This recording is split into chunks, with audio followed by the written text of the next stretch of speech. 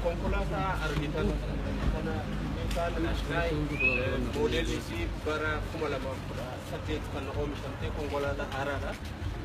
akkuma beekanga nama tokko badhaasuudhaaf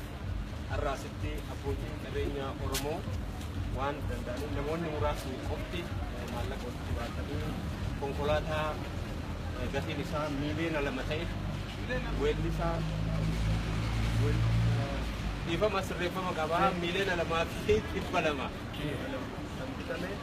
weellisaa kenne hedduu jaalannu weellisaa Haacaaluu Hundeessaati abbootiin qabeenyaa Oromoo as Finfinnee keessa qofti jiran akka nurraa fudhatu akka nu badhaafamu jedhanii hedduu isa jaalannaa wanti badhaasnuufis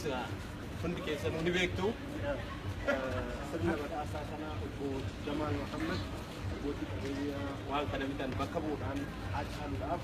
artistii keenya hedduu jaalannu furtuu isaatiif dabaluuf kenna jechuudhaaf Nissan Qashqai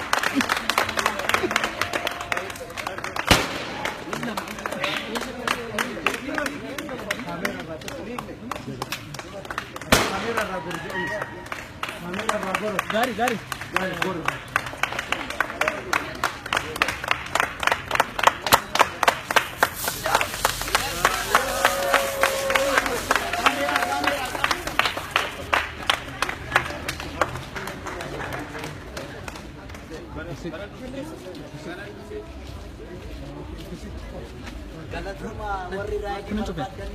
Sarji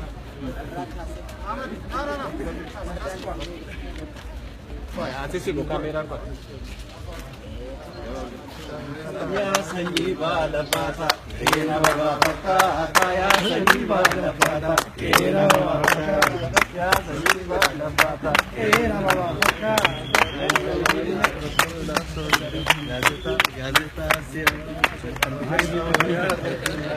Tarakana aja ikan deh makin cemela sekali